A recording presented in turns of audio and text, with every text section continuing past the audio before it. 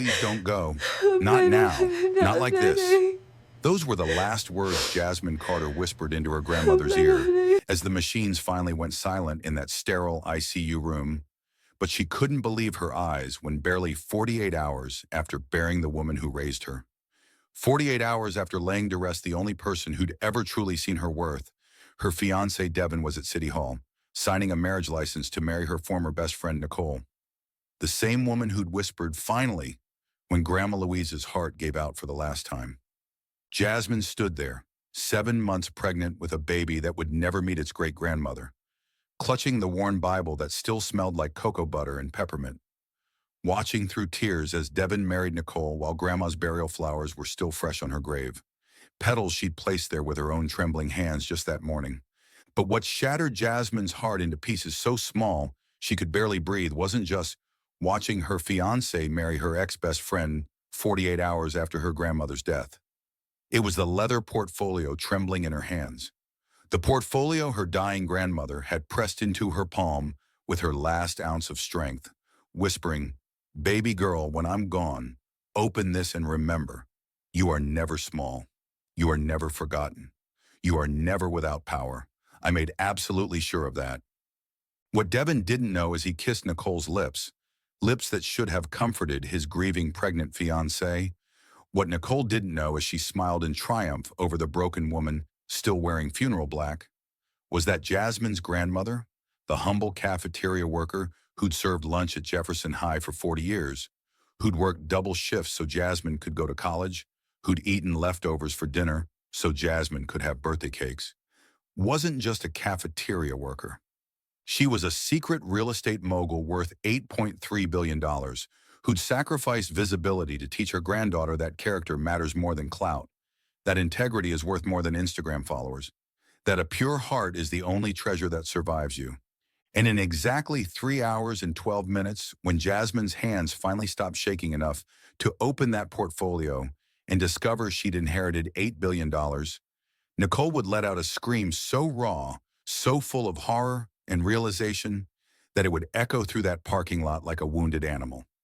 "Oh my God, Devin, you left a billionaire. You married me and walked away from a billionaire. What have we done?" But here's the part that'll break your heart and put it back together again.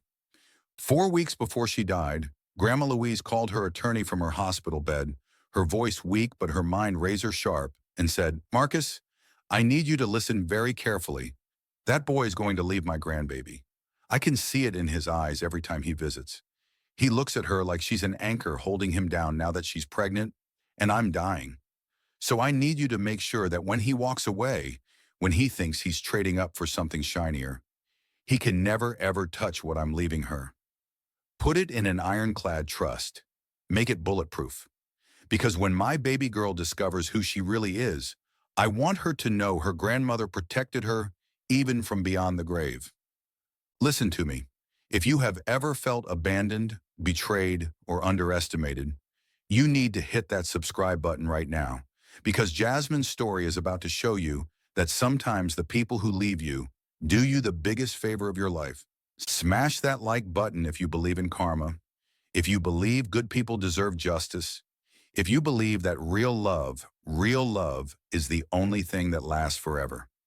And comment below telling me, have you ever lost someone who loved you more than life itself? Tell me about them. Honor them. Because this story is for everyone who's ever been protected by someone who saw their worth when nobody else did. But to understand how we got here, to understand why Grandma Louise knew exactly what Devin would do, we need to go back 72 hours earlier to the week before her grandmother's death, when the cracks in Jasmine's perfect life first started to show. The community center was decorated with white balloons and gold streamers. Jasmine had spent the entire day setting up for her own engagement party, despite being 6 months pregnant and exhausted. Her grandmother had insisted on hosting it, even though she just started her second round of chemotherapy. "Baby girl," Grandma Louise had said from her chair in the corner, watching Jasmine hang decorations, "you don't have to do all this. We can hire people." "Grandma, we talked about this," Jasmine had replied, climbing down from the ladder. "We're not spending money we don't have on an engagement party. Besides, I want to do this myself. It's special. What Jasmine didn't know was that her grandmother could have hired the best event planners in the state without even checking her bank balance. But Louise Carter had spent 40 years teaching her granddaughter the value of hard work, the dignity of doing things yourself, the pride that comes from creating something beautiful with your own two hands. Even if it meant watching her pregnant granddaughter climb ladders when Louise had enough money to buy the entire building they were standing in. The party started at 7 p.m. By 7:30, Devin still hadn't arrived. Jasmine stood by the entrance, greeting guests, explaining that her fiancé was running late from work. Her grandmother sat at a table near the back, her head wrapped in a beautiful purple scarf, watching everything with eyes that missed nothing. Devin finally walked in at 8:15, and he wasn't alone. Nicole Martinez swept in beside him, wearing a red dress that probably cost more than Jasmine's entire outfit. She was laughing at something Devin had said, her hand casually resting on his arm as they walked through the door together. "Sorry we're late," Devin called out, barely looking at Jasmine as he headed straight for the food table. "Traffic was crazy. Nicole gave me a ride since my car's in the shop." Nicole's car, a brand new Mercedes that she'd posted about on Instagram 3 weeks ago with the caption, "Hard work pays off." Jasmine felt her grandmother's eyes on her from across the room. She forced a smile and walked over to greet them. "Hey, babe," Devin said, kissing her cheek quickly before grabbing a plate.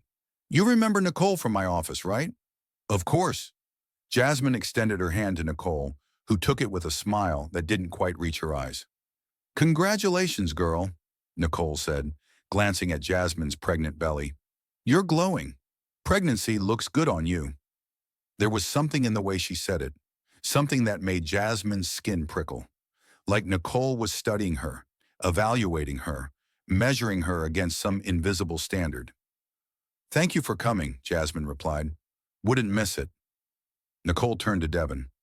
"You didn't tell me the venue was so quaint. It's very authentic." Quaint. The word hung in the air like an insult disguised as a compliment. Throughout the night, Jasmine watched Devin and Nicole, the way they gravitated toward each other, the way Nicole laughed just a little too loud at his jokes, the way Devin's whole demeanor changed when he was talking to her, more animated, more confident, more alive than he ever seemed around Jasmine lately. At one point, Jasmine saw them standing by the punch bowl, Devin's head bent close to Nicole's as she showed him something on her phone. They were laughing, completely absorbed in their own world, while Jasmine stood alone cutting the engagement cake that was supposed to celebrate their future together. Grandma Louise appeared at her elbow, moving slowly with her cane. "That girl is trouble," she said quietly, her eyes fixed on Nicole across the room. "Grandma, and that boy," Louise continued, her voice soft but sharp as a blade, "is weak. Weak men always choose the wrong women because they're looking for someone to make them feel important instead of someone who actually sees their worth." "Devin's just stressed about work," Jasmine defended him, but even she could hear how hollow the word sounded. "He's been working really hard on this promotion." "Baby girl, I didn't raise a fool, so don't act like one." Her grandmother's hand found Jasmine's. "I see what's happening here, and I need you to promise me something." "What?" "When it all falls apart, and it will fall apart, probably sooner than you think, I need you to remember who you are. Not who he says you are. Not who that girl in the red dress thinks you are. Who I raised you to be. Can you promise me that?" Jasmine felt tears pricking her eyes. "Grandma, you're scaring me." "Good, you should be scared, because the people closest to us can hurt us the deepest." Louise squeezed her hand. "But they can't break us, not unless we let them. You hear me?" Before Jasmine could respond, Devin's voice cut through the room. "Hey everyone, can I get your attention?" The room fell quiet. Devin stood in the center, holding a champagne glass, though Jasmine noticed Nicole had poured it for him. "I just want to say thank you all for coming tonight to celebrate me and Jasmine." He raised his glass. "This beautiful woman right here is about to make me a father, and I couldn't be more excited about our future together." People clapped.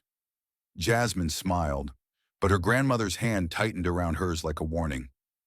"And I want to give a special shout out to my colleague, Nicole Martinez," Devin continued, gesturing to Nicole, who smiled and waved. "She's been an amazing mentor at work, really pushing me to be better, to aim higher, to not settle for mediocrity. Honestly, Nick, I don't know where I'd be without your guidance these past few months. The way he looked at Nicole when he said it. The way Nicole's smile turned knowing, almost triumphant. Jasmine saw it, and more importantly, Grandma Louise saw it. After the party, as Jasmine and her grandmother cleaned up alone, Devin had left early with Nicole to prep for a Monday morning meeting. Louise sat down heavily in a chair and said, "I need to tell you something important, baby girl, but you're not ready to hear it yet." "What do you mean?" "Come see me tomorrow. Just you. We need to talk about some things." Her grandmother's eyes were suddenly very tired, very old. "There's a lot you don't know about me, about our family, about what I can give you when I'm gone. And I think it's time." "Grandma, don't talk like that. Jasmine Louise Carter." Her full name. Louise only used it when she was deadly serious. "Tomorrow, my apartment, noon. Promise me." "I promise." But tomorrow never came. Because that night, at 2:47 a.m., Grandma Louise's heart stopped in her sleep. By the time the ambulance got her to the hospital and restarted it, the damage was done. The doctors said it was the cancer, that her heart couldn't take the strain anymore, that she had maybe a week left, maybe less. And Jasmine never got to have that conversation. Never got to hear what her grandmother wanted to tell her about their family, about what she was leaving behind, about who Jasmine really was. Or so she thought. 72 hours later. The ICU smelled like antiseptic and endings. Jasmine had been sitting in that same uncomfortable chair for 22 hours straight, her hand wrapped around her grandmother's, watching the monitors measure out her last moments in beeps and numbers that kept getting slower, quieter, weaker. Louise Carter, or as the world knew her, just another invisible black woman in a hairnet serving mashed potatoes, lay beneath white sheets that made her beautiful dark skin look ashen, made her look smaller than she'd ever been in Jasmine's eyes.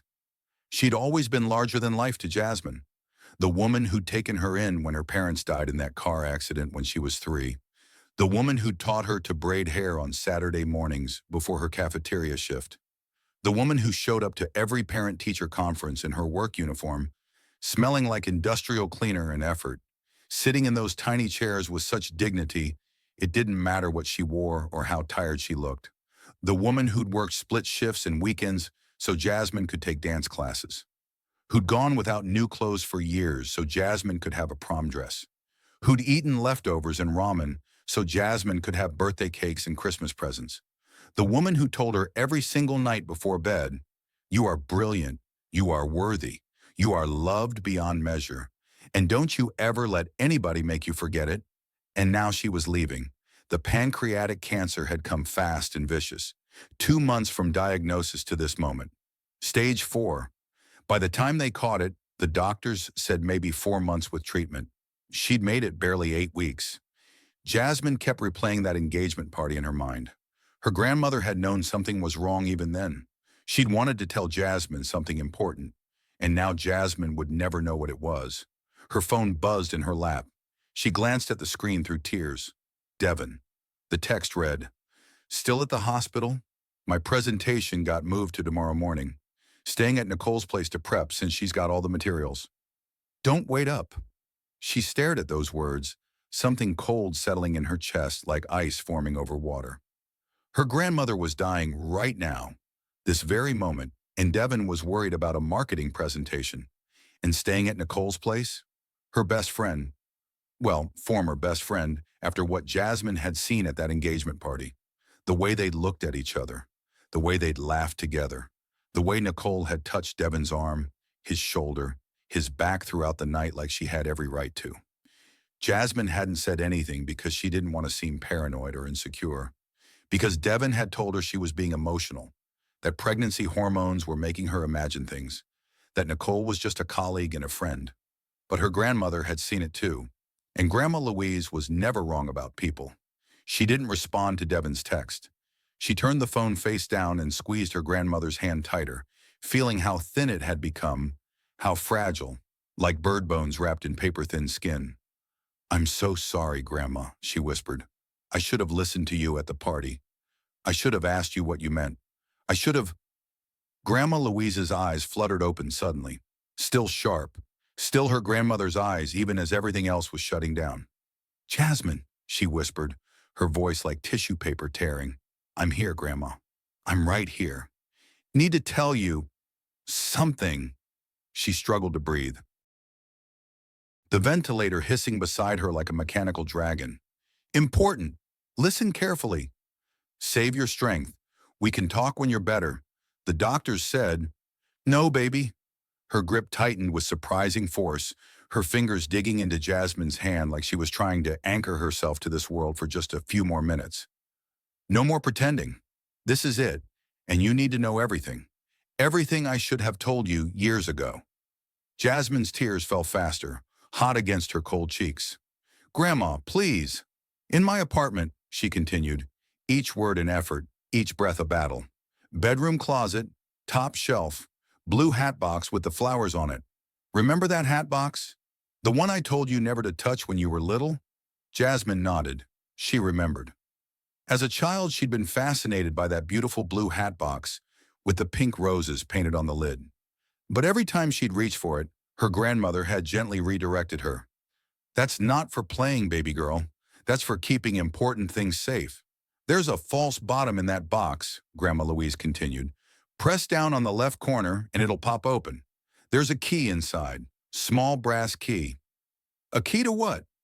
"Safety deposit box, First National Bank downtown, the big one on Market Street, box number 2847.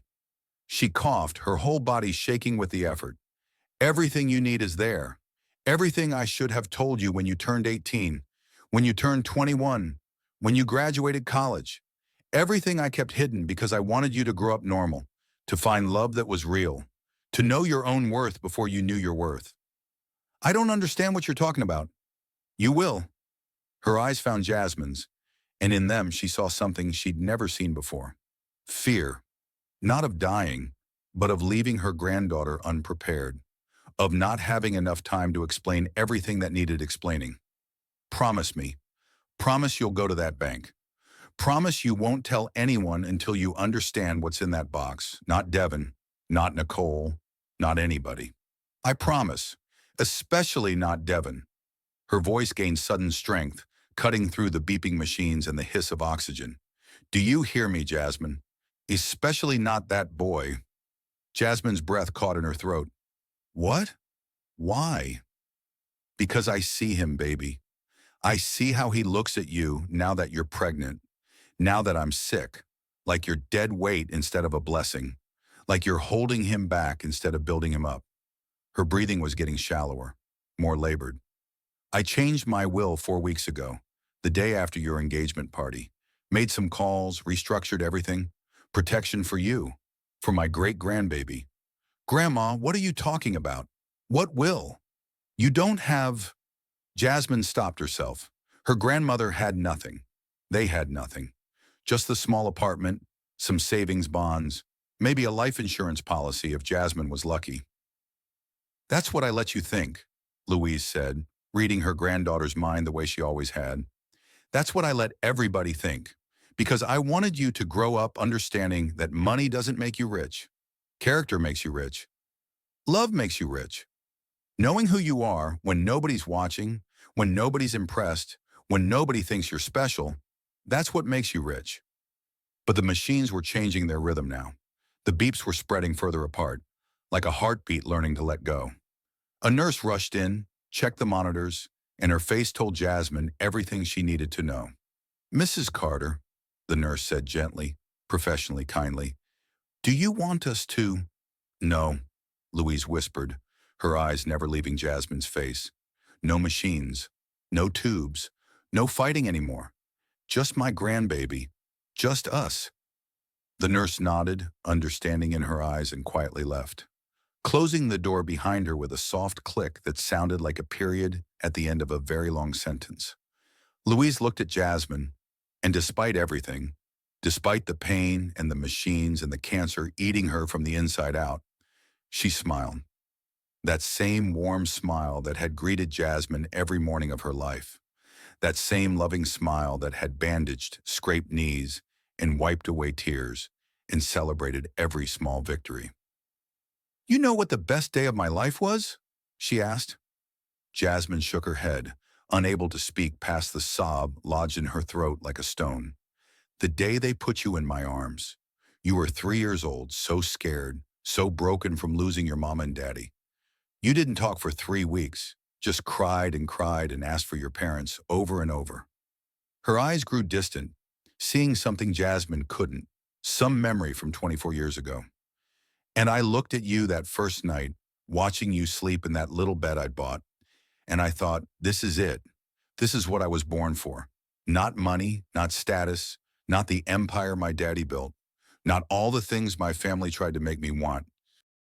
Just this, just loving you, just being your grandmother, just giving you the childhood I never got to have."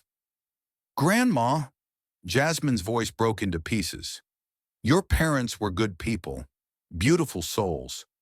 Her grandmother's voice was getting weaker, fading like a radio signal moving out of range. "Your daddy was smart, worked hard, wanted to give you everything. And your mama, oh, your mama was sunshine wrapped up in skin. She laughed at everything, found joy in the smallest things. They loved you so much, baby girl. So much." "I wish I could remember them better," Jasmine whispered. "You will. When you go to that safety deposit box, there are letters, photos, videos, everything I've been saving for you." Louise's hand trembled in Jasmine's. "But right now, I need you to know something else. Something about me, about us, about our family." "What?" "When your parents died in that accident, my family, the Beaumonts, they wanted to put you in foster care. Can you believe that? My own blood relatives wanted to take my grandbaby and throw you into the system like you were nothing." Anger flickered in Louise's eyes, brief but fierce. "They said I was too old, too poor, not suitable, too black to raise a mixed-race child properly. One of my cousins actually said that to my face. They gave me a choice.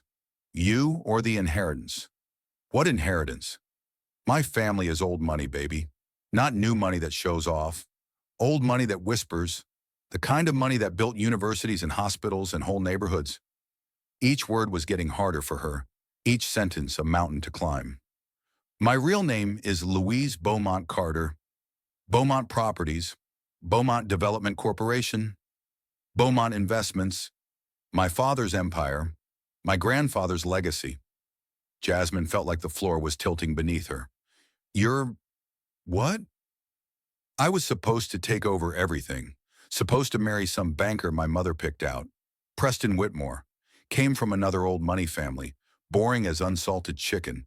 But he had the right last name. But when I was 23, I met your grandfather at a civil rights march in 1965. Samuel Carter. He was a teacher, an activist, the most beautiful man I'd ever seen, inside and out." Louise smiled at the memory, and for a moment she looked young again, like the girl she'd been 60 years ago. "My family hated him, said he was beneath us, wrong class, wrong background, not suitable for a Beaumont. They told me if I married him, I'd be cut off completely. No inheritance, no family, no second chances. And you chose him. Every single time, I chose him. We got married at the courthouse with 2 witnesses we pulled off the street. I changed my name, walked away from the estate, got a job in an elementary school cafeteria, serving lunch to kids who reminded me why I'd made that choice in the first place." Her eyes were shining now, not with tears, but with pride. "And I never regretted it. Not once. Not when we ate beans and rice for dinner 5 nights a week. Not when our car broke down and we couldn't afford to fix it. Not when your grandfather died and left me alone at 45 with barely enough money for his funeral. Grandma, I had no idea. But here's the thing, baby girl. I never actually gave up the inheritance. I just hid it. Let them think I'd walked away with nothing. Let them think I was poor and struggling and regretful." Louise's smile turned knowing, almost mischievous. "But I had lawyers. Good lawyers. Quiet lawyers. The kind that know how to move money around without anyone noticing. And over the years, I managed everything from that little apartment. Grew it, protected it, invested it, made it bigger than my father ever dreamed." "How much bigger?" "Current estate value last time I checked with my attorneys 3 weeks ago. $8.3 billion. The number hit Jasmine like a physical blow. She actually jerked back in her chair. What? No, that can't be. 8.3 billion, Louise repeated clearly, making sure Jasmine heard every word. That's B for billion. With properties in 15 states, controlling shares in 6 major corporations, commercial real estate that would make your head spin, investments in tech companies and startups, and renewable energy. All of it hidden behind trusts and LLCs and corporations with boring names that nobody would ever connect to a cafeteria worker in Detroit. Jasmine couldn't speak, couldn't breathe. Her mind was trying to process what her grandmother was saying, but it was like trying to hold water in her hands. The information just kept slipping through, impossible to grasp. Why? She finally managed to whisper. Why hide it? Why live like we were poor when you had billions?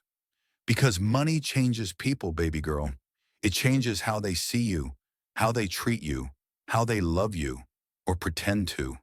Her grandmother's eyes were fierce now, burning with an intensity that made Jasmine sit up straighter. I wanted you to grow up normal. Your own worth, your own power before money ever entered the equation. But I'm engaged to Devin. We're having a baby together. And do you think he'd have proposed if he'd known you were a billionaire? Louise cut her off, her voice sharp.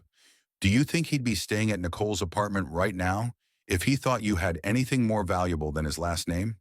The words landed like punches. Jasmine wanted to defend Devin, to explain that he loved her, that he was just stressed about work, that once the baby came, everything would be better. But her grandmother's eyes saw right through her, saw the doubt, saw the fear, saw the truth Jasmine had been trying not to see herself. 3 weeks ago, Louise continued, Devin came to visit me in the hospital. Do you remember? You were at your doctor's appointment. He said he wanted to check on me, see how I was doing. I remember. He told me you had a nice talk. We did. Her grandmother's smile turned bitter. He spent 15 minutes complaining about hospital bills, about how the pregnancy was bad timing, about how his career was taking off, and he was under so much pressure at work. Then he asked me, and baby, I want you to hear this carefully. He asked me if I had life insurance that would offset the burden of taking care of you and the baby after I died. Jasmine felt like she'd been slapped. He what? The burden. That's the word he used. Like my granddaughter, my beautiful, brilliant, kind-hearted granddaughter was something to be endured instead of celebrated. Like this baby, my great-grandbaby, was a problem instead of a blessing. Maybe he didn't mean it like that. Maybe I misunderstood. And then, Louise continued as if Jasmine hadn't spoken, he asked if maybe the baby came. You might consider getting a job. A real job, he said. Something that could help support the family instead of doing charity work at the community center. Jasmine had been volunteering at the community center for 3 years, running after-school programs for kids whose parents worked late. She loved that work. It made her feel connected to something bigger than herself, made her feel like she was making a difference. Devin had always said he supported it, even though she wasn't getting paid. I heard every word, Louise said quietly, and the next day I called my attorney, had him come to the hospital, changed everything, restructured my entire estate, put it all in an irrevocable trust that Devin can never touch. Not one penny. Not if you stayed married to him for 50 years. Not if he begged. Not if he cried. Not ever. Grandma, and I made sure that when you inherit it, when you finally understand what I'm giving you, it'll be protected from everyone except you and your baby. Because baby girl, I see what's coming. I see how he looks at you. I see how that Nicole woman looks at him. And I know what's about to happen. The machines were screaming now, alarms going off, but neither of them paid attention. They only had minutes left, maybe seconds. He's going to leave you, Louise said, her voice barely a whisper now. Soon, maybe even before I'm buried. And when he does, I need you to let him go. How can you say that? How can you know? Because I've lived 82 years on this earth, and I know a weak man when I see one. I know a woman who's moved in for the kill when I see one. And I know my granddaughter is stronger than she thinks she is. Her grip tightened one last time. The portfolio, in the deposit box, it explains everything. The trusts, the protections, the properties, the investments. And baby, she pulled Jasmine close with the last of her strength. Close enough that Jasmine could feel her grandmother's heartbeat, irregular and fading. Trust the plan. I know it's going to hurt. I know you're going to want to tell him, to prove him wrong, to show him what he's walking away from. But don't. Let him leave thinking you have nothing. Let him marry that girl thinking he's traded up. Because when the time is right, when you've healed, when you've found yourself again, you're going to show the whole world who Jasmine Louise Carter really is. And baby, when that day comes, you won't have to say a word. Your life will speak for itself. I don't understand, Grandma. What plan? What are you talking about? But her grandmother's eyes were closing now, her breathing shallow and rattling. You are never small, she whispered. You are never forgotten. You are never without power. I made sure of that. I made sure of everything. Grandma, no, please. I love you, Jasmine, more than all the billions in the world. You are my greatest treasure. You and that beautiful baby you're carrying. A tear slid down Louise's cheek. Promise me you'll name her after me. Promise me you'll tell her about her great-grandma who loved her before she was even born. I promise, Grandma, but please don't leave me. And promise me. Her voice was barely audible now, fading like smoke. Promise me you'll live, really live. Not just survive, but thrive. Build something beautiful with what I'm giving you. Help people. Change lives. Be magnificent. That's the Beaumont way. We don't destroy our enemies. We just become so extraordinary that they destroy themselves watching us shine. Grandma, trust the plan, baby girl. Trust the plan. And then she was gone, just like that. The machines flatlined. The sound pierced through Jasmine like a sword, sharp and final and absolute. She collapsed onto her grandmother's chest and sobbing so hard she thought her own heart might stop. Clutching her grandmother's hospital gown, breathing in the smell of her one last time, cocoa butter and peppermint, and the peculiar antiseptic smell of too many weeks in a hospital bed. She didn't hear the door open, didn't hear the nurses come in, didn't hear them gently tell her it was time to let go, that her grandmother was at peace now, that she needed to step back so they could do what needed to be done. All she heard was the silence where her grandmother's voice used to be, the deafening absence of the woman who'd been her entire world for 27 years, and in her pocket, her phone buzzed again, and again. Finally, with shaking hands, she pulled it out and looked at the screen through tears that made everything blur. 3 texts from Devin. Hey, babe. Nicole says hi. We're ordering Chinese. You want anything? Presentation is going great, BTW. Think I might actually get that promotion. BTW, we need to talk when you get home. Something important. Nothing bad, just we need to talk about some stuff. Those words. We need to talk. The ones that never mean anything good. Jasmine stared at those texts, her grandmother's words echoing in her head like a prophecy. He's going to leave you. Soon. Maybe even before I'm buried. And suddenly, with a clarity that felt like ice water in her veins, Jasmine knew her grandmother had been right about everything. Part 1 has now ended. Subscribe to see what happens when Jasmine discovers the $8.3 billion inheritance, and Devin asks for that important talk. Comment below, what do you think is in that safety deposit box? And what should Jasmine do when Devin finally comes home?